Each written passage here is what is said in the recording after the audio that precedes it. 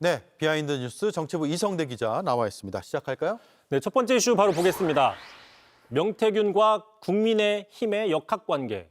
자, 어제 서울시 상대 국정감사가 있었죠. 자, 이 자리에서 정치 브로커로 알려진 명태균 씨가 출석을 했는데 자, 발언을 거침없이 쏟아내서 오늘까지 정치권의 화제가 됐습니다. 자, 특히 그 오세훈 서울시장 관련된 발언을 많이 했었죠. 자, 그러자 이제 민주당 정청래 대표가 명태균을 보니 오세훈 다음 서울시장 어렵겠다라고 공세를 펼쳤습니다.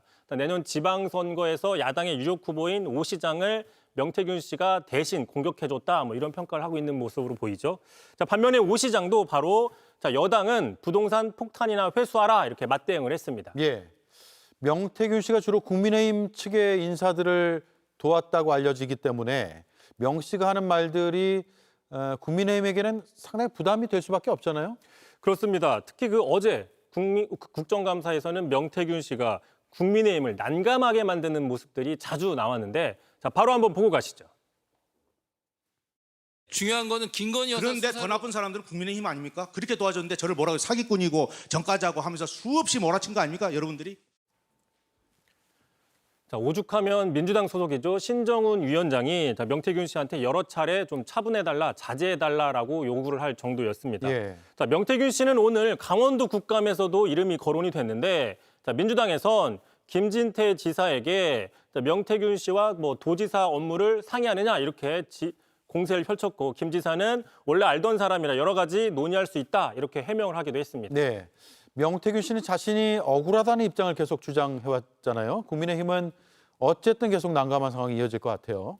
그렇습니다. 그리고 올해 2월이었죠. 윤 전 대통령 부부의 공천 개입 의혹을 규명하는 이른바 명태균 특별법이 국회에서 통과된 적이 있는데 자, 바로 이때부터 국민의힘이 난감해질 상황이 예측된 게 아니냐 이런 분석이 있습니다. 그 법 통과 직전에 민주당의 서영교 의원이 했던 발언이 있는데 자, 다시 한번 들어보겠습니다. 예.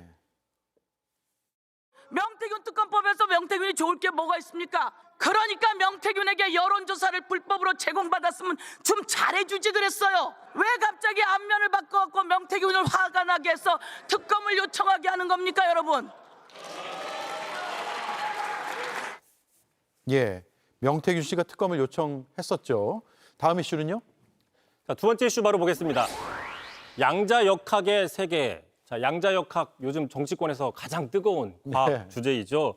자, 과학기술방송통신위원회가 오늘 대전에서 말 그대로 과학기술 단체들을 상대로 국감을 펼쳤는데 자연스럽게 양자역학 얘기가 나왔습니다. 자, 국민의힘 박정훈 의원이 원래 양자역학 질문을 준비했다가 포기했다라고 얘기를 하면서 자, 이렇게 얘기를 합니다. 그 이유 한번 들어보시죠.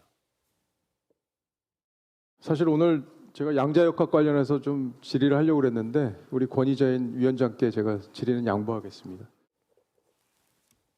네, 최근 최민희 위원장이 딸 결혼식 논란에 대해서 양자역학 공부한다라고 했던 말, 그걸 이제 다시 한번 꺼낸 거죠. 그렇습니다. 그걸 비판했다고 보이는데요. 말씀하신 것처럼 최민희 위원장의 딸이 국정감사 기간 국회에서 결혼식을 올려서 논란이 된 바 있었죠. 최민희 위원장은 결혼 일정에 일체에 관여한 바가 없다라는 입장인데 특히 그 자신은 문과 출신이라 양자역학이나 양자암호 등을 공부하느라 일체 신경을 못 썼다라고 해명했는데 이 해명이 더 지금 논란이 됐던 것이죠. 예. 참고로 박정훈 의원의 질의가 끝나자 최민희 위원장도 다시 한번 양자역학 관련된 언급을 합니다. 어떤 내용인지 직접 들어보시죠.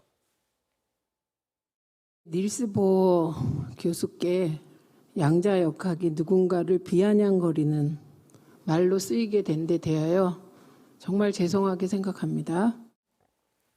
예. 참고로 이 닐스 보어 좀 생소하실 수도 있는데 양자역학의 선구자로 노벨상을 탔던 덴마크의 물리학자입니다. 자, 말 나온 김에 닐스 보어의 유명한 발언이 있습니다. 자, 양자역학을 연구하면서 어지럽지 않은 사람은 제대로 이해하지 못한 것이다.